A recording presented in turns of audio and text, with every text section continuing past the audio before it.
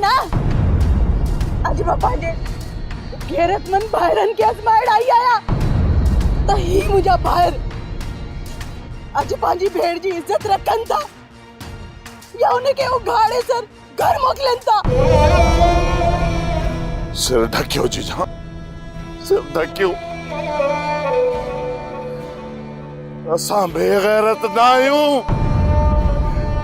असां बेगैरत जो न्याणियुनि जा सिर उघाड़ा ॾिसूं।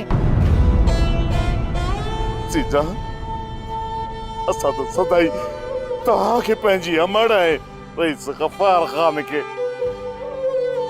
पंहिंजे पीउ जियां ॾिठो आहे। कॾहिं बि असां आवाज़ मथां करे न आहे ॻाल्हायो। मुंहिंजी भेण असांखे कसम आहे तुंहिंजी इज़त जो, जेकर तूं खाली रो मोकिली आहे न त असां ॿई भेण पंहिंजो कंध कटे तुंहिंजे कदमनि में उछलायूं हा। वठी वञोसि जंहिं लाइ तव्हां हिते आयूं आहियो न,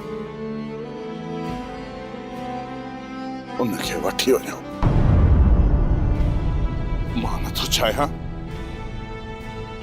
त कंहिं ॻोठ वारे जी तव्हां मथां नज़र पए। वठी वञोसि तो,